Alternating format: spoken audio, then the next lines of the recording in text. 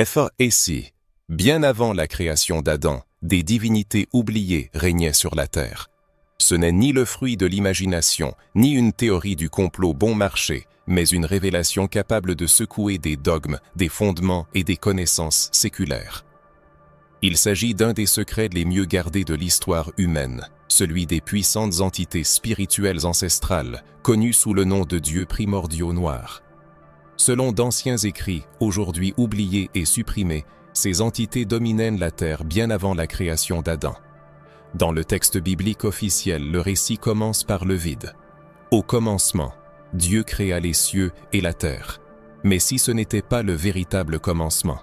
Et si, avant Adam, l'Éden et la chute de Lucifer, il existait déjà des êtres de lumière et d'ombre, dotés d'une sagesse ancienne et d'une puissance cosmique? Des êtres qui marchaient sur la terre et influençaient la création telle que nous la connaissons. Et si ces dieux étaient noirs? La théologie traditionnelle, façonnée par des siècles de colonialisme spirituel, s'est efforcée d'effacer ce détail. La Bible cache peut-être plus qu'elle ne révèle sur les véritables origines de l'humanité. Et d'anciens écrits, textes apocryphes, traditions orales africaines, mythologies sumériennes et registres égyptiens pointent vers une présence divine pré-adamique. Ils racontent l'histoire d'entités Elohim noires ou dieux stellaires descendus sur terre, ayant façonné des civilisations, transmis des connaissances spirituelles, puis tombent dans l'oubli et effacés de la mémoire collective. Mais pourquoi cacher l'histoire de ces dieux qui avaient intérêt à écrire les premiers chapitres de l'humanité, supprimant tout ce qui excède la symbole spirituelle et la puissance divine originelle de l'Afrique? Pourquoi la connaissance qui relie les peuples noirs à une divinité primordiale a-t-elle été remplacée par des mythes les présentant comme descendants de serviteurs et de pécheurs? Il existe des fonds qui gèrent pas dissimuler cette information. Cette révélation est un pas vers la vérité, fouille depuis des siècles sous des couches de temps, de mort et de sombres spirituels. Si vous vous êtes déjà interrogé sur le véritable sens de la création, avez ressenti des lacunes dans les récits bibliques et avez eu le sentiment que l'origine de l'humanité est bien plus ancienne, profonde et mystérieuse qu'il n'est communément admis, alors vous n'êtes pas seul. Il reste à explorer des mondes oubliés, des textes exclus de la Bible et des légendes qui ont traversé les millénaires, murmurant d'une ère avant l'Éden. Une ère ne régnait pas des hommes, mais de Dieu, non pas des rois terrestres, mais des entités cosmiques, noires, puissantes et divines. Et ce qui est à découvrir n'est pas une fantaisie, mais une spiritualité primordiale, une histoire réelle, effacée du récit dominant.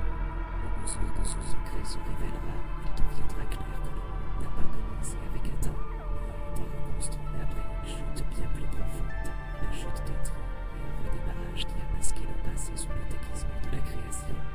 Préparez-vous à des révélations qui dépassent la théologie traditionnelle. N'est que le début du voyage. Avant d'approfondir l'histoire spirituelle de l'humanité, l'auteur s'adresse aux lecteurs, les invitant à partager leurs pensées et leurs sentiments. Avez-vous déjà eu le sentiment que quelque chose de plus grand se cachait derrière les lignes de la Bible? Vos doutes, théories, intuitions, tout cela est important pour le lien entre les chercheurs de vérité. Si ce matériel vous pousse à la réflexion, c'est un signe que la vérité doit être portée à un plus grand nombre de personnes. La participation de chacun est une contribution à la mission de révéler les anciens mystères. Chaque révélation est une pièce du puzzle spirituel qui est assemblée depuis des siècles. Ne manquez pas les prochaines parties. Respirez profondément. Nous plongeons dans les origines perdues de l'univers. Si vous pensiez que tout a commencé avec Adam, préparez-vous à élargir vos horizons spirituels. Ce que les enseignements traditionnels appellent le commencement pourrait n'être qu'une réinitialisation d'une histoire qui s'est déroulée sur des millénaires. Cette histoire commence à l'ère pré-adamique, une période de spiritualité et d'activité cosmique, peuplée d'intelligence divine, d'êtres des royaumes supérieurs. Dans la Genèse, la terre apparaît informe et vide, couverte de ténèbres. Mais pourquoi la création de Dieu devrait-elle être ainsi? Pourquoi les ténèbres sur l'abîme au tout début? Cela éveille une sainte méfiance. L'Esprit de Dieu planait sur les eaux, mais d'où venaient ces eaux si rien n'avait encore été créé? La réponse, selon les chercheurs et les interprètes des traditions anciennes, se trouve au-delà du récit officiel. C'est un monde qui a précédé le nôtre, une civilisation spirituelle perdue, condamnée et ensevelie. Le concept n'est pas nouveau, les peuples anciens parlaient de cycles de création et de destruction, d'époques avant l'humanité. Dans la mythologie africaine, des entités supérieures ont créé le monde, établi l'ordre, mais se sont ensuite retirés ou ont été expulsés par les forces du chaos. Ces dieux primordiaux ont façonné non seulement la terre, mais aussi les lois spirituelles de l'univers. Beaucoup de ces histoires font écho au modèle biblique de la chute, du jugement et de la renaissance. Les mystères des coulisses de la création et l'écho des civilisations oubliées attirent les chercheurs vers les origines de l'existence, vers l'ère avant Adam, un temps enveloppé de mythes et de légendes. Dans les textes apocryphes, tels que le livre d'Enoch, exclus de la Bible canonique, apparaissent de mystérieuses entités spirituelles appelées les veilleurs. Ces observateurs célestes, antérieurs à l'apparition d'Adam, n'étaient pas de passifs contemplateurs de l'humanité. Ils interagissaient activement avec les humains, leur transmettant des connaissances, les influençant et même formant des alliances. Vénus d'autre temps, ils portaient en eux des secrets profonds et une sagesse sacrée. Leur puissance et leur nature différente inspiraient en la crainte, et leur apparence, selon certaines sources, rappelait celle d'un homme noir, symbolisant la primauté, la force et un lien direct avec le divin. De nombreux théologiens évitent ces sujets délicats, préférant les ignorer, les réinterpréter ou leur donner une connotation trop spiritualiste. Cependant, si l'on met de côté la peur et les préjugés religieux, on peut voir que la Bible ne nie pas l'existence d'un monde avant Adam, bien qu'elle ne le révèle pas dans toute sa plénitude. Le livre de Jérémie 4, 23-26 contient une vision prophétique d'une terre désolée sans homme, avec des villes détruites. Comment cela est-il possible avant la création d'Adam? Quelles sont ces villes? Qui les a construites et détruites? Le texte semble faire allusion, levant un coin du voile pour ceux qui ont soif de connaissance. C'est ici que commence un voyage captivant à travers les siècles. Les écrits qui racontaient ouvertement les époques pré-adamiques ont été exclus des textes sacrés ou délibérément déformés. Pourquoi? Parce qu'ils révélaient trop de choses, indiquant des origines qui auraient pu ébranler les dogmes théologiques établis. Un commencement où les dieux avaient une couleur de peau, une culture et une sagesse qui ne correspondaient pas au modèle européen de la religion institutionnalisée. Un commencement qui rend aux Noirs leur place divine dans l'histoire de la création. D'anciennes civilisations, telles que les Sumériens, les Égyptiens et les peuples africains de la région du Nil, ont laissé des témoignages de royaumes célestes gouvernés par des êtres spirituels noirs. Ils les vénéraient non pas comme des démons, mais comme des dieux, des êtres de pouvoir et de sagesse venus des étoiles, des ancêtres cosmiques. Ils guidaient, guérissaient, enseignaient et protégeaient la création. Lorsqu'une rébellion spirituelle traditionnellement associée à Lucifer éclata, ces dieux furent également impliqués dans le conflit et le monde fut plongé dans le chaos. Ce n'est pas simplement une version alternative de l'histoire, c'est une restauration de l'identité, un retour à un héritage spirituel perdu. La conscience de l'existence d'une ère pré-adamique permet de comprendre que l'origine de l'homme n'est pas un péché, mais une présence, non pas une chute, mais une connexion. Les humains sont les descendants spirituels d'une lignée oubliée d'êtres qui marchaient avec Dieu avant le commencement des temps, connaissant les cieux et les mystères de la création. Tout cela a été effacé de la mémoire. Pourquoi? La réponse réside dans la censure imposée au fil des siècles. Pour soumettre un peuple, il faut le priver de sa mémoire, effacer son passé, son origine et sa spiritualité. Les dieux ont été transformés en démons, la sagesse en sorcellerie, la force en hérésie. C'est ce qui est arrivé aux dieux primordiaux noirs. Ils ont été effacés de l'histoire, remplacés par des images froides, pâles et eurocentriques. Aujourd'hui, beaucoup ne peuvent imaginer un être divin qui dépasse cette norme imposée. Mais la vérité perce à travers les âges. Les voiles tombent, les textes apocryphes sont lus sous un nouveau jour. Les traditions orales retrouvent leur voix dans les communautés spirituelles. La spiritualité africaine connaît une renaissance et avec elle, les noms des dieux oubliés résonnent à nouveau. Lorsque cela se produit, quelque chose s'éveille en l'homme, une mémoire spirituelle qui reconnaît la vérité sans preuve matérielle. Un frisson, une inquiétude, une lumière qui s'allume dans l'âme et dit « Tu le savais déjà, tu l'avais juste oublié ». L'histoire des dieux oubliés pourrait avoir un sens profond, suggérant que les textes sacrés recèlent une vérité cachée à l'humanité. Il est possible que seule une partie de la vérité ait été présentée aux hommes et que les connaissances authentiques sur le passé et l'origine spirituelle restent enfouies sous les couches des siècles. Il est temps de partir en voyage pour dévoiler les mystères qui ont précédé l'apparition de l'homme et pour connaître ceux qui ont habité les domaines terrestres bien avant Adam. La vérité pourrait surprendre et bouleverser la conception des racines spirituelles.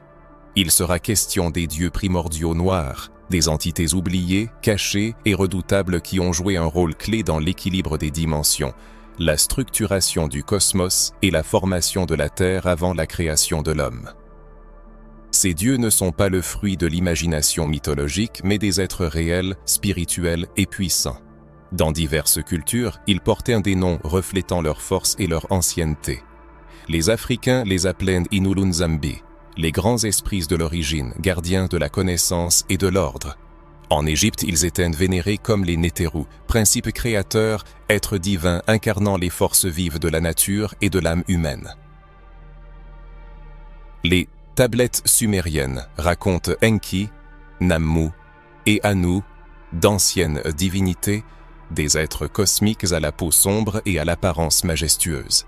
Ces récits ne se contredisent pas, mais se complètent comme des fragments d'une vérité unique, dispersés à travers différentes cultures. Les dieux primordiaux noirs possédaient de puissants symboles archétypaux, des spirales représentant l'éternité et le retour aux origines, des yeux solaires omniscients, des serpents ailés, symboles de sagesse éternelle et d'ascension spirituelle. Leurs corps étaient souvent décrits comme émettant une lumière sombre, une lueur noire, symbolisant non pas le mal, mais le commencement de toute chose. La couleur noire, comme le sein de l'univers, a été injustement déformée par des cultures qui l'ont associée à la malédiction et à la chute. Mais ces dieux étaient la lumière dans les ténèbres, la conscience dans le chaos primordial. Les fonctions de ces dieux étaient aussi variées que l'univers lui-même. Certains étaient les gardiens de l'équilibre entre les dimensions, d'autres les gardiens des connaissances secrètes. Ils régissaient les éléments de la nature, maintenaient la connexion entre les mondes célestes et la terre. Chacun avait sa mission sacrée. Ils ne cherchaient pas l'adoration, mais l'ordre. Ils n'exigeaient pas de sacrifice humain, mais offraient de la sagesse. Leur objectif principal était de maintenir l'harmonie de la création conformément aux lois cosmiques. Cependant, avec le temps, une rébellion spirituelle éclata, divisant ces entités en deux groupes, ceux qui restèrent fidèles au Créateur suprême, et ceux qui, saisis par l'orgueil et la soif de pouvoir, tombèrent si bas qu'ils devinrent connus sous le nom de dieux déchus. Cette scission se reflète dans les textes interdits. Le livre d'Hénoch, par exemple, raconte l'histoire d'anges qui quittèrent leur demeure et descendirent sur terre. Ces anges, selon Hénoch, étaient des êtres d'un ordre supérieur possédant de vastes connaissances, et beaucoup d'entre eux étaient vénérés comme des dieux par les premières civilisations humaines. Dans les textes anciens, tels que le livre d'Hénoch, on trouve les noms d'anges déchus, Azazel, Semiasa, Kokabiel, Ramiel. La question se pose quant à l'origine de ces noms et leur lien avec les anciennes langues africaines et moyen-orientales. Azazel, mentionné dans le Lévitique comme le bouc émissaire, était auparavant vénéré comme le gardien du désert, un médiateur entre les mondes spirituels et physiques. Son image a été déformée, transformée en symbole d'impureté, alors qu'il était initialement une source de connaissance. Une inversion similaire des symboles peut être observée pour d'autres images. Le serpent, qui représentait la sagesse et la protection chez les peuples africains, est devenu dans la tradition occidentale un symbole de tromperie et de tentation. Ce n'est pas un hasard, mais une partie d'une stratégie visant à éloigner les Africains de leurs racines spirituelles, à les priver de l'accès au divin, à détruire leur identité, et à la remplacer par des images déformées. Dans la mythologie sumérienne, Ninhursag est la déesse mère, créatrice de vie, Enki, le dieu de la sagesse, protecteur de l'humanité, et Anu, le Père céleste, symbole du pouvoir absolu. Ces images se reflètent dans le « faisons l'homme à notre image biblique », mais leurs significations originales ont été modifiées et adaptées à la théologie monothéiste. Les anciens croyaient que les cieux étaient peuplés d'êtres intelligents, bons et mauvais, en constante évolution. Certains sont devenus des alliés de l'humanité, d'autres y ont vu une menace et sont intervenus dans son développement. Cette intervention a conduit à des guerres célestes, des manipulations génétiques et des changements dans l'histoire spirituelle de l'humanité, mais tout cela a été caché sous le voile du silence ecclésiastique, de l'Inquisition et des traductions déformées de l'Écriture. La Bible, qui contient des vérités sacrées, a été influencée par des mains humaines, des intérêts politiques et des décisions théologiques. Les noms des dieux primordiaux ont été effacés, mais l'esprit de vérité ramène ses souvenirs spirituels. L'intérêt pour ces connaissances peut être un signe indiquant que toute lumière n'est pas bonne et que toute obscurité n'est pas mauvaise. Dans cette histoire cachée, la chute des dieux primordiaux occupe une place particulière, un conflit céleste qui a changé le destin de l'univers spirituel et de la Terre. Cette rébellion cosmique menée par des êtres spirituels qui, par orgueil et soif de pouvoir, se sont détournés du Créateur suprême, a conduit à une ère de chaos et de division. Cette rupture entre le divin et le terrestre n'est pas seulement un épisode mythologique, mais un événement spirituel qui affecte encore notre réalité, perturbant l'harmonie universelle et détruisant l'ordre spirituel. Les légendes anciennes racontent des mondes déchus et leur histoire tragique. Imaginez ceux qui furent jadis gardiens de la sagesse, architectes de la création, appelés à protéger le dessein originel. Ils se rebellèrent contre la lumière, rejetant les limites de leur rôle, animés par la soif de pouvoir, d'adoration et de domination sans bornes. Ainsi commença leur chute, qui fut non seulement morale mais aussi énergétique, spatiale et vibratoire. Ces dieux rebelles perdirent l'accès aux sphères supérieures de la création et furent précipités dans des dimensions inférieures. Les textes bibliques contiennent une allusion à ce drame, racontant la chute de Lucifer. Cependant, le fait que Lucifer n'était pas seul dans sa rébellion est passé sous silence. Il n'était qu'un parmi une multitude d'êtres puissants qui avaient organisé une rébellion spirituelle à grande échelle. Leur chute n'était pas accidentelle, mais le résultat d'un choix conscient. Ils comprenaient parfaitement les conséquences de leurs actes. Le livre d'Enoch dépeint une image sinistre de leur descente sur Terre, de l'acquisition de formes physiques, de leurs interactions avec les humains, de l'enseignement de sciences et de magie incompréhensibles à l'époque. Ils déformèrent le plan original de la création, interférant avec son cours. Cette intervention engendra un déséquilibre si profond que le Créateur dut intervenir pour prononcer son jugement et détruire tout ce qui avait été souillé. Mais qu'est-ce qui aurait pu pousser un céleste, entouré de gloire et de puissance spirituelle, à la rébellion? La réponse réside dans l'orgueil, ce même orgueil qui, encore aujourd'hui, détruit les familles, les gouvernements et les fondements spirituels. Ces êtres ne pouvaient accepter l'idée que la fragile créature humaine, façonnée à partir de la poussière de la terre, occupe un jour une place d'honneur devant le Créateur. Ils considéraient l'humanité comme une aberration, une création inférieure, indigne des connaissances spirituelles qui leur avaient été confiées. C'est pourquoi ils se rebellèrent et tombèrent. Cette chute spirituelle ouvrit une nouvelle ère, une ère de conflit et de chaos sur terre. Privés de leur demeure dans les sphères supérieures, ils furent précipités dans notre monde où ils établirent leur pouvoir. La terre, qui devait être un sanctuaire de communication entre l'homme et le divin, se transforma en champ de bataille, en arène de manipulation, d'illusion et de contrôle spirituel.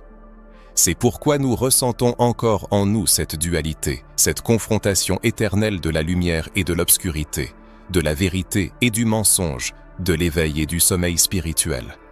Les dieux déchus sont devenus ceux que nous connaissons aujourd'hui comme les principautés, les puissances et les dominateurs des ténèbres de ce siècle. Ils ont créé des systèmes spirituels alternatifs, de fausses religions et des idéologies destructrices, poursuivant un seul but: maintenir l'humanité dans l'ignorance de ses véritables origines, cacher le passé et effacer la mémoire des époques antérieures. Ils continuent de tout renverser, se présentant comme des bienfaiteurs, tandis que les vrais dieux, restés fidèles, sont transformés en méchants, en démons ou en entités insignifiantes. Au plus profond des quêtes spirituelles se cache un mystère que beaucoup évitent d'aborder ouvertement. Des symboles, aujourd'hui associés au mal, étaient autrefois vénérés, comme sacrés. Des noms, aujourd'hui liés aux démons, étaient jadis des titres d'honneur et de pouvoir spirituel. Le serpent, l'œil omniscient, l'étoile à 8 branches, ces images ont été déformées et perverties par des forces déchues pour égarer ceux qui cherchent de la vérité. La lumière s'est transformée en ténèbres, la sagesse en sorcellerie et le sacré en hérésie. Cependant, malgré la chute, l'influence de ces forces n'a pas disparu. Elles continuent d'agir, influençant les systèmes, les cultures et les structures religieuses. C'est pourquoi parler de cela provoque un malaise et une réticence chez de nombreux pasteurs, théologiens et universitaires, car ce sujet déstabilise l'ordre établi. Il met à nu une réalité spirituelle que peu sont prêts à affronter. Une réalité où les dieux ne sont pas seulement au ciel, mais agissent ici parmi nous à travers des idées, des comportements, des choix et des influences invisibles. La Terre est devenue le théâtre d'une lutte spirituelle, où l'humanité est l'enjeu. Le Créateur, malgré la chute, a conservé un plan pour restaurer la connexion avec l'humanité et révéler la vérité en son temps. Et cette vérité commence à se manifester maintenant, chez ceux qui sont fatigués des réponses toutes faites et qui cherchent à creuser plus profondément, sentant au fond d'eux-mêmes qu'ils ont été trompés et qu'il est temps de se réveiller. Ne ressentez-vous pas qu'une force invisible entrave votre éveil spirituel? Ne vous semble-t-il pas que l'histoire racontée par la religion est incomplète? Expulsés des sphères supérieures et précipités sur Terre, les dieux déchus ont transformé la planète non seulement en lieu d'exil, mais aussi en nouveau trône pour leurs prétentions. Le lieu de communication entre le Créateur et la création s'est transformé en un royaume de domination spirituelle cachée. Et cette domination n'a pas commencé par des guerres et des destructions, mais par la séduction, par la connaissance, par l'offre d'une sagesse interdite. Les dieux déchus savaient que l'illusion était un outil de contrôle plus efficace que la peur. Ils ont créé des royaumes visibles et invisibles, des civilisations structurées et des pratiques spirituelles qui à première vue semblaient lumineuses, mais qui en réalité conduisaient à une rupture avec la véritable source divine. Avant la création de l'homme, la Terre était habitée par des civilisations, aujourd'hui considérées comme des mythes, des peuples hautement développés, possédant des connaissances des lois cosmiques, la capacité de manipuler la matière et l'énergie, d'ouvrir des portails interdimensionnels. Ce n'était pas de la magie, mais une science spirituelle profonde, enseignée par les déchus. Et bien qu'ils semblaient sages, ils étaient spirituellement corrompus, ce qui a conduit à un déséquilibre lorsque le pouvoir est donné sans correspondance avec la véritable lumière. Aux 4 coins du globe, on peut découvrir des échos de connaissances qui plongent leurs racines dans un passé lointain. Ces savoirs, gravés dans la pierre et jalousement gardés au sein de rites mystérieux, se sont transmis de génération en génération. Mais ils ont été enveloppés d'un voile de secret et scellés par des serments de sang, des initiations et une soumission spirituelle. Ainsi se sont formées des sociétés secrètes et des cultures qui avaient accès à la vérité, mais à une vérité déformée par un esprit de domination et d'occultisme qui s'est répandu à travers le monde, imprégnant différents peuples, cultures et époques. Dans l'Afrique antique, par exemple, des légendes persistent au sujet de divinités conférant aux humains la capacité de maîtriser les éléments, de guérir par la pensée et de voyager entre les dimensions spirituelles. Dans ces traditions, les chefs spirituels, les rois, les chamans et les prêtresses entraient en contact direct avec des entités descendues du ciel sous forme d'objets lumineux, de disques ou d'animaux. Ces entités accordaient sagesse et conseils, mais exigeant en retour que le peuple reste attaché aux rituels et au cycle d'adoration. Une logique similaire se retrouve dans la mythologie babylonienne, où des dieux comme Marduk et Ishtar exigeaient l'érection de temples monumentaux, des sacrifices réguliers et une loyauté inconditionnelle. Dans l'Inde ancienne, il est fait mention des Devas et des Asuras, des guerriers célestes dotés de capacités surhumaines et de technologies dépassant notre compréhension moderne. Les légendes parlent de Vimana, de vaisseaux volants, de batailles célestes et d'armes spirituelles. Encore et toujours, le thème d'une terre ancienne gouvernée par des êtres spirituels possédant des connaissances avancées, mais poursuivant des objectifs égoïstes, ressurgit. Dans l'Égypte ancienne, nous voyons les Nétérous, des dieux descendus du ciel qui ont fondé une civilisation. Ils ont enseigné aux hommes les mathématiques, l'astronomie, la médecine, mais aussi des pratiques les liant à des rituels spirituels complexes, souvent liés à la mort et à la réincarnation forcée. La constante est évidente, dans chaque recoin du monde, des souvenirs fragmentés persistent d'une époque où la Terre était gouvernée par des êtres célestes qui enseignaient, commandaient et exigeaient de l'adoration. Cependant, peu de gens mentionnent que nombre de ces êtres appartenaient au groupe des déchus. Ils n'étaient pas de simples enseignants, mais des usurpateurs qui avaient pris possession d'une planète qui ne leur appartenait pas, et qui utilisaient leur apparence, leur éclat et leur connaissance pour forcer les humains à les adorer comme des dieux. Et ils furent adorés pendant des millénaires et beaucoup continuent de l'être encore aujourd'hui. Les civilisations pré-adamiques n'étaient pas arriérées, comme on tente de nous le faire croire. Elles érigeaient des pyramides parfaitement alignées avec des objets cosmiques, créant des artefacts que nous ne pouvons reproduire, et élaborant des cartes stellaires impossibles à réaliser sans aide extérieure. Certains affirment qu'elles voyageaient entre les continents, créant des réseaux mondiaux de connaissances et formant une religion universelle basée sur l'adoration des dieux primordiaux. Mais cette adoration n'était pas lumière, mais soumission. Elles exigeaient l'observance de codes, l'utilisation de langues sacrées, l'exécution de chants et l'offrande de sacrifices. Et à mesure que les humains intégraient ces connaissances, ils se corrompaient spirituellement car l'énergie sous-jacente à ces pratiques ne provenait pas d'une source divine, mais de l'ego des dieux déchus.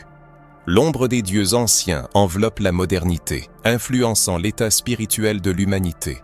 Bien avant la création d'Adam, des événements se déroulaient sur Terre, prédéterminant le cours futur de l'histoire. Des forces invisibles tramaient des intrigues, concluaient des pactes et établissaient leurs propres ordres.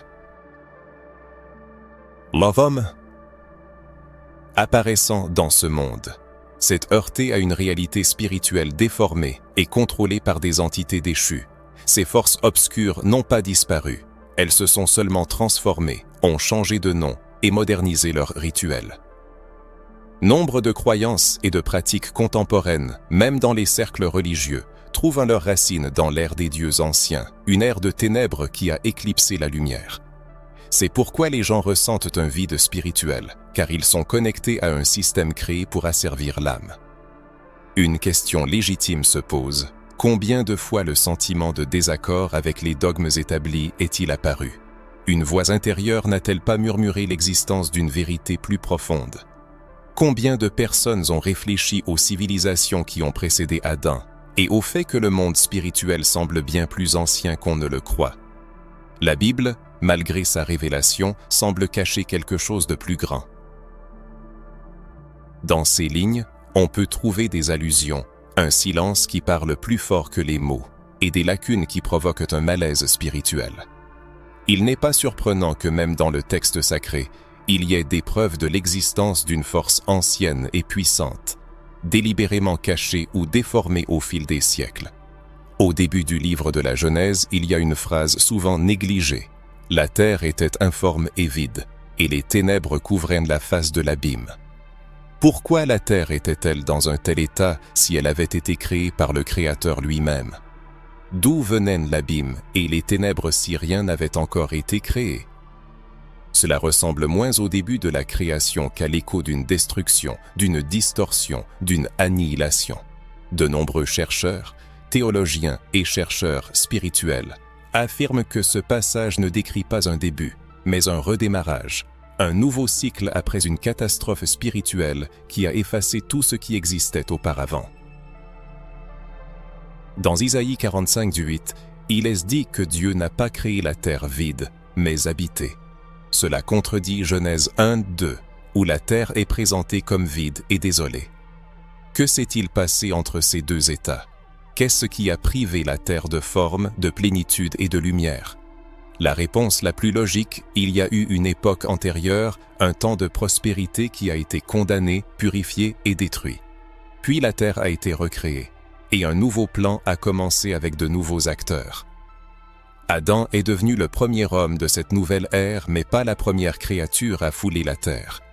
Le prophète Jérémie, dans le chapitre 4, versets 23-26, présente une image apocalyptique. La terre est informe et vide. Les cieux sont privés de lumière, les montagnes tremblent, et les villes sont en ruine. La question se pose, quelles sont ces villes et comment auraient-elles pu exister sans hommes? La réponse, selon certains chercheurs, réside dans l'existence d'une civilisation pré-adamique, habitée non pas par des hommes, mais par les dieux primordiaux, des êtres spirituels qui régnaient sur le monde avant la création d'Adam. Ces passages, souvent négligés, font allusion au plus grand mystère spirituel de l'humanité. La Bible, lue à travers le prisme de la compréhension spirituelle, révèle des fragments du passé qui témoignent d'une grande guerre spirituelle. Cette guerre a conduit non seulement à l'expulsion des anges déchus du ciel, mais aussi à la destruction du monde existant. Le chaos décrit dans Genèse 1:2 est le résultat de ce jugement, la poussière d'une civilisation condamnée et effacée de la surface de la terre, mais non entièrement disparue des Écritures. Il existe également des textes exclus de la Bible canonique et connus sous le nom d'apocryphes. Ces écrits, tels que le livre d'Enoch, le livre des Jubilés, le livre du Juste et le livre de la sagesse de Salomon, contiennent des mentions d'êtres spirituels qui habitaient en la terre avant les hommes. Ils racontent des guerres célestes, des interventions divines dans les affaires terrestres et des dieux qui enseignèrent aux hommes des sciences secrètes, l'art de la guerre et des pratiques spirituelles déformées. Le livre d'Enoch en particulier constitue une sorte de chronique spirituelle de l'ère pré-adamique. La question se pose, pourquoi ces livres ont-ils été exclus de la Bible? Peut-être parce qu'ils révèlent trop, brisant la théologie traditionnelle et exposant les plans des déchus. Ils montrent que le monde spirituel est beaucoup plus complexe et proche qu'on ne le croit, révélant l'origine des géants, des néphilim et des forces spirituelles agissant dans l'ombre. Ils témoignent que la Terre fut l'arène d'un drame cosmique qui se poursuit encore aujourd'hui, et que l'humanité est l'héritière d'une histoire qui a été délibérément déformée. On ne saurait sous-estimer le pouvoir des mots dans la Bible. De nombreux noms ont été modifiés et les traductions ont déformé les concepts. Le mot « Dieu » est devenu générique, alors qu'en hébreu original, le mot « Elohim » est utilisé, ce qui peut signifier « Dieu » au pluriel. Cela change la perspective. La création de l'homme à l'image d'Elohim signifierait alors la création à l'image non pas d'un seul être, mais d'un groupe d'êtres supérieurs, d'entités spirituelles qui ont participé au plan originel, dont certaines se sont rebellées. Il est à noter que les manipulations des textes sacrés n'étaient pas accidentelles, mais délibérées. Des codes ont été supprimés, des mots modifiés et des passages entiers effacés ou réécrits. La raison peut-être est que la religion institutionnalisée craignait que si les gens découvraient leur véritable origine spirituelle, leur potentiel divin et leur connexion directe aux mystères primordiaux, le système s'effondrerait. La peur est que les gens comprennent qu'ils n'ont pas besoin d'intermédiaires pour accéder au sacré, qu'ils sont les descendants spirituels d'une lignée oubliée, et que leurs âmes conservent les annales d'une époque qui précède l'histoire qu'on leur a enseignée. Tout cela, bien que caché, est consigné entre les lignes de l'Écriture, les textes anciens et l'éveil spirituel. Si le lecteur est arrivé jusqu'ici, cela peut témoigner de l'éveil de son esprit et de sa perception de l'information au-delà du sens littéral des mots. Il ne s'agit pas seulement d'information, mais d'une question d'auto-identification. S'il existe des enregistrements, des preuves, des noms, des symboles, des fragments et des témoignages bibliques indiquant l'existence d'entités spirituelles anciennes, de dieux primordiaux qui habitaient la terre avant l'apparition de l'humanité, une question légitime se pose. Pourquoi ont-ils été oubliés? Pour quelles raisons ces êtres ont-ils été délibérément effacés de l'histoire? Pourquoi le système a-t-il déployé tant d'efforts pour faire taire leur existence et les rayer de la mémoire spirituelle de l'humanité? La réponse ne réside pas seulement dans les erreurs des traditions religieuses ou la négligence académique, mais à un niveau spirituel plus profond et délibéré. Il s'agit d'un plan humain et spirituel méticuleusement élaboré par ceux qui étaient conscients de leurs actions, cacher la vérité, étouffer les racines, couper l'homme de son origine divine et l'empêcher de se reconnaître comme l'héritier du sacré. L'anéantissement de ces dieux primordiaux n'était pas accidentel, mais s'est produit au fil des siècles par le biais de traductions manipulées, de doctrines dogmatiques et d'actions ciblées d'empires, intéressés par l'ignorance de la population. Ce fut un projet, colonial, théologique et politique. Le début fut l'institutionnalisation de la religion, qui transforma la spiritualité en un système où la rencontre avec le divin fut remplacée par des dogmes, des hiérarchies et des structures de pouvoir. La spiritualité cessa d'être un chemin pour devenir un instrument de contrôle. Pour assurer un contrôle absolu, il fallait éliminer tout élément contestant le nouveau récit. Les dieux primordiaux, avec leur origine, leur puissance, leur autorité spirituelle et leur lien avec la véritable origine de l'humanité, représentaient une menace directe. Il est important de réaliser que la reconnaissance de ces êtres comme réels, faisant partie du plan spirituel originel, détruirait les fondements de la théologie dominante, car ils ne correspondent pas à l'image créée d'un Dieu européen, blanc, austère, hiérarchique et lointain. Ils ne s'inscrivent pas dans les formes romaines de la foi institutionnalisée, dans les chaires des grandes cathédrales ou les théologies occidentales issues de conciles remplis d'intérêts politiques. Ils défient le système et doivent donc être éliminés. Mais comment effacer des êtres aussi anciens? Comment détruire une spiritualité aussi vivante? La réponse s'est avérée simple et cruelle, la substitution. Leurs histoires ont été réécrites, leurs noms diabolisés, leurs symboles inversés, leurs pratiques spirituelles déclarées sorcellerie, leur sagesse discréditée comme superstition et leurs temples détruits ou transformés en églises coloniales. Là où l'on adorait autrefois les principes de la nature, la création fut condamnée. Là où l'on honorait la lignée, une obéissance aveugle régna. Là où il existait des rituels pour se connecter au monde divin intérieur, seule l'intermédiation d'une autorité extérieure était désormais acceptée. Le divin fut extrait de l'intérieur des hommes et placé sur des autels contrôlés par les systèmes politiques et religieux. Dans l'histoire de l'humanité, les empires coloniaux ont joué un rôle sinistre dans l'effacement systématique du patrimoine culturel des peuples conquis. Les colonisateurs européens, en envahissant l'Afrique, l'Asie et les Amériques, poursuivaient non seulement l'objectif de conquérir des territoires, mais aussi de détruire la mémoire historique. L'incendie de livres, la répression des langues, l'extermination des prêtres ancestraux et l'éloignement forcé des enfants de leurs racines, tout cela faisait partie d'un rituel de domination méticuleusement élaboré. Le but ultime de ce rituel était de briser le lien avec les dieux ancestraux et d'imposer le culte d'une nouvelle divinité, blanche, européenne et impériale. Les symboles de ces dieux ancestraux furent soumis à des attaques particulièrement brutales. Le serpent, qui incarnait la sagesse, fut transformé en symbole de tentation. L'œil omniscient, symbole de vigilance spirituelle, fut associé à des sociétés secrètes malveillantes. La couleur noire, symbolisant l'origine, la fertilité et la profondeur spirituelle, fut diabolisée et devint un symbole de malédiction. Même le tambour, instrument sacré de communication spirituelle, fut interdit, ridiculisé et banni des temples. Tout cela faisait partie d'un plan insidieux et unifié. Ce plan consistait à présenter tout ce qui était ancestral, tout ce qui était noir, tout ce qui était spirituel comme quelque chose de pécheur, d'ignorant et de méprisable. La tragédie de la situation est que ce plan est mis en œuvre avec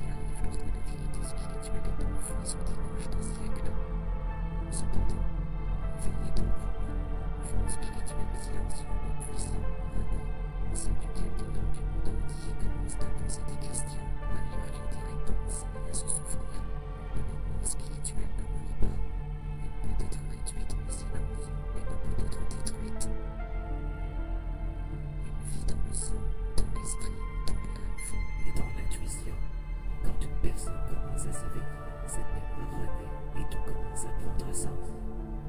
Les doutes, le sentiment de ne pas appartenir et l'aspiration à quelque chose de plus grand, tout cela est une manifestation d'un héritage spirituel qui aspire à être entendu.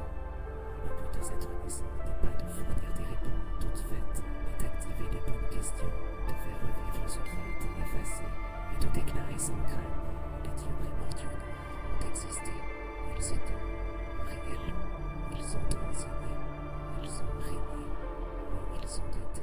Effacé parce qu'il représentait ce que le système craint le plus, un peuple conscient de son origine spirituelle, un peuple qui sait qui il est, un peuple qui porte la divinité dans son sein, un peuple qui, en se souvenant, se libère. Malgré tous les efforts déployés pour effacer leurs noms, détruire leurs symboles, réécrire leurs histoires et diaboliser leur sagesse, les dieux primordiaux noirs n'ont pas disparu. Ils ont simplement changé de langage, de forme.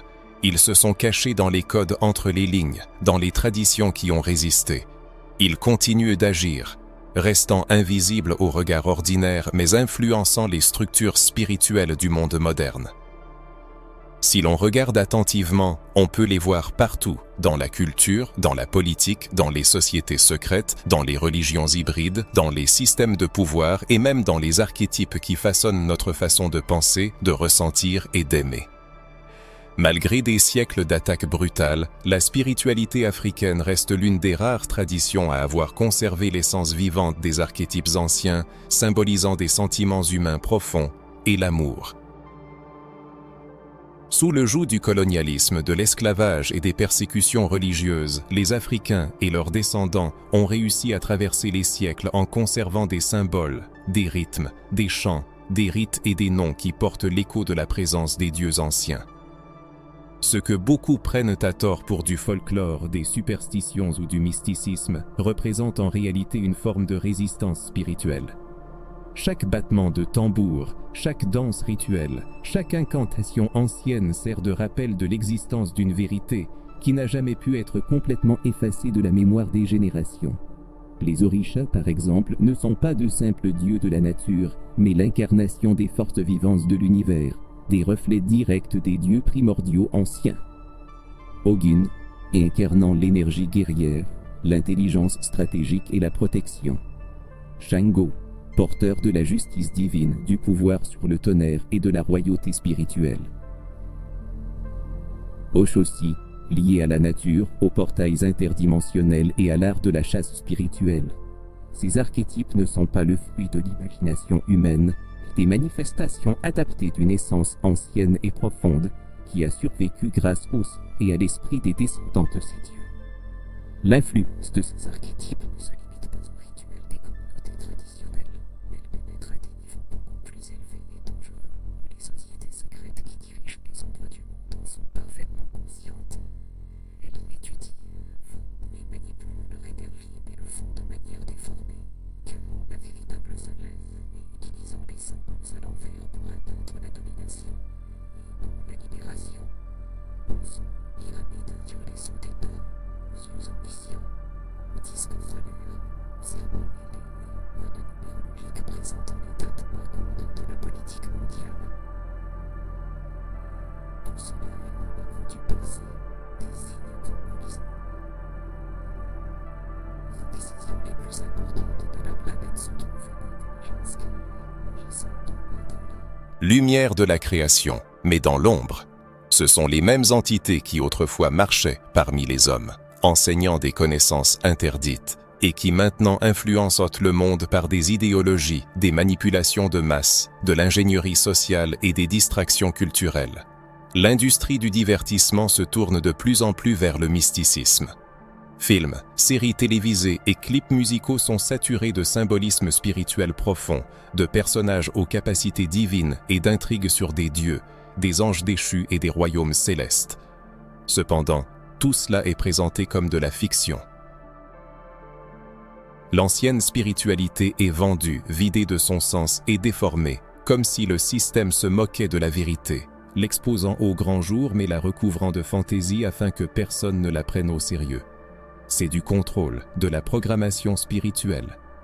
Dans la culture populaire, les archétypes se manifestent sous la forme de super-héros dont les pouvoirs sont basés sur les éléments, les étoiles et les ancêtres, des personnages guerriers qui découvrent leur lignée divine et combattent des forces cachées. Derrière tout cela se trouve une réelle base spirituelle, présentée sous une forme déformée. C'est toujours la même vieille histoire, retravaillée, mais dépouillée de la pureté de la sagesse originelle. Souvent, ce n'est pas seulement du divertissement, mais un portail, un canal pour induire la conscience à accepter, normaliser et même adorer des énergies provenant de lieux éloignés de la lumière de la création. Mais que dire des gouvernements dont les dirigeants ont depuis longtemps entretenu des liens étroits avec des ordres ésotériques et hermétiques? Il est essentiel de comprendre que ces organisations ne sont pas de simples sociétés secrètes, mais des dépôts de connaissances anciennes soumises à des manipulations. Bon nombre de leurs doctrines, bâties sur les débris des enseignements des dieux primordiaux, ont été déformées pour servir des intérêts de pouvoir. Elles permettent des rituels et des cérémonies qui relient les dons mondiaux à des forces spirituelles qui, à leur tour, contrôlent les dirigeants des nations entières. Tout cela nous concerne directement.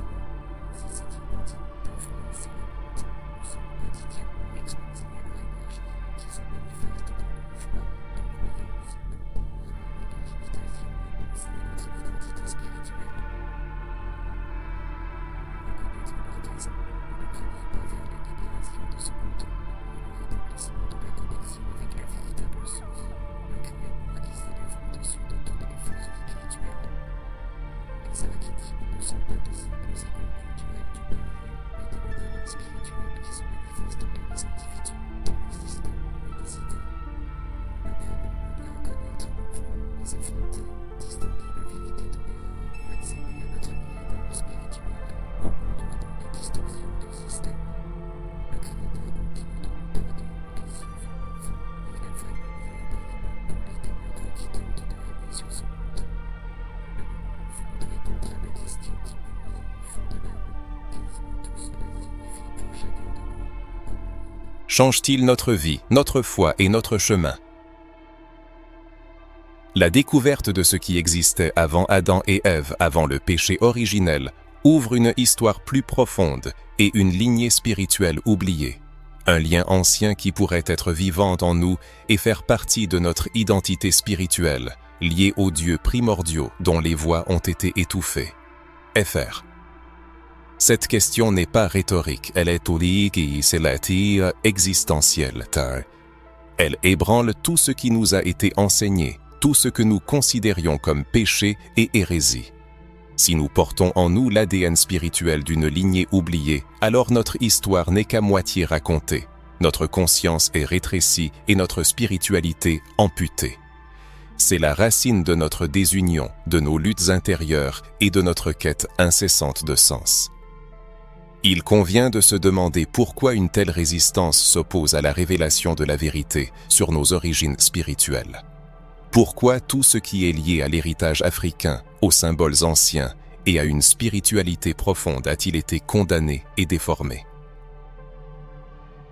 Reconnaître notre lien avec le sacré, avec un héritage divin antérieur à la chute de l'homme, détruit complètement la notion de péché originel qui nous a été imposée. L'humanité a été trahie, vendue à l'esclavage de l'ignorance. Désormais, chaque être humain n'est plus simplement une âme perdue en quête de pardon, mais un être spirituel appelé à se reconnecter à un héritage perdu. Cela modifie radicalement la perception de Dieu, l'interprétation de la Bible et même la compréhension du sacrifice du Christ, qui n'est plus seulement vu comme une délivrance des tourments infernaux, mais aussi comme un retour à notre véritable essence. Il s'agit d'une réunion avec la source première de la création, enfouie sous des couches de mensonges théologiques séculaires. L'homme n'est pas un simple suiveur, mais l'héritier d'un grand patrimoine spirituel. Il n'a pas été créé pour une existence humiliée, mais pour régner. Or, seul celui qui connaît sa lignée peut régner.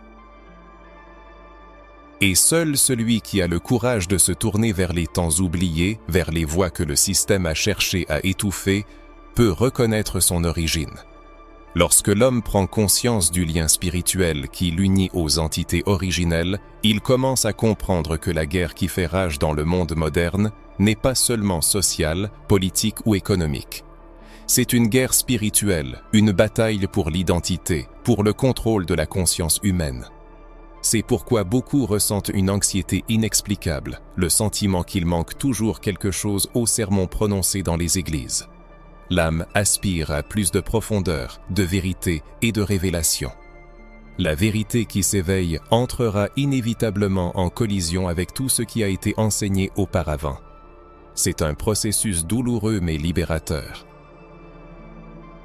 L'homme commence à réaliser que Dieu n'a jamais été loin de lui, que le Créateur a toujours appelé, murmuré, donné des signes à travers les rêves, l'intuition et les sentiments. Cependant, cet appel a été étouffé par la culpabilité, la peur et le moralisme, qui ont transformé la spiritualité en une sorte de prison. Vient maintenant la compréhension qu'il n'est pas nécessaire de traîner une existence dans l'esclavage religieux. L'homme peut traverser la vie comme un enfant de Dieu, comme un prêtre royal, conscient que son existence n'est pas un hasard, mais une prédestination, non pas un rejet, mais une réunification.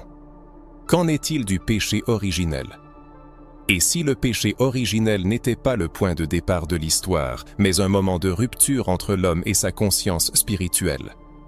Et si le véritable péché résidait dans l'oubli, dans la perte de la mémoire de qui nous sommes, d'où nous venons et de ce qui nous a été donné avant la chute?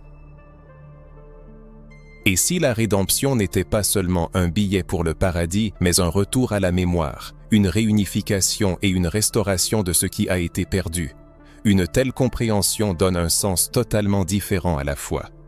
Le sacrifice de Jésus apparaît non pas simplement comme un pardon des péchés, mais comme une restauration du lien, une déchirure du voile, une révélation de la vérité selon laquelle le royaume de Dieu est en nous et que cette présence divine doit se manifester non seulement dans les cieux, mais aussi ici, sur terre, à travers des êtres éveillés, conscients, reconnectés à leur origine. C'est peut-être pourquoi certaines personnes ressentent un écho si profond à ces idées. C'est peut-être pourquoi elles n'ont jamais pu trouver leur place au sein des structures religieuses. Peut-être que lorsqu'elles entendent en ces mots, quelque chose s'allume en elles, car elles ne reçoivent pas seulement de nouvelles informations, mais se souviennent de ce qui est déjà ancré dans leur esprit, dans leur lignée, dans leur sens spirituel. C'est pourquoi le monde essaie de les distraire, de les occuper avec autre chose, de les faire douter. Car s'ils s'éveillent et prennent conscience de leur véritable essence, tout changera. Ils commenceront à agir avec force, à prier avec conscience, à faire des choix éclairés et à aimer de tout leur cœur, sachant qu'il existe un dessein supérieur, un grand héritage et une bataille où la victoire est réservée à ceux qui n'ont pas peur de se souvenir et de briser le cercle vicieux de l'oubli.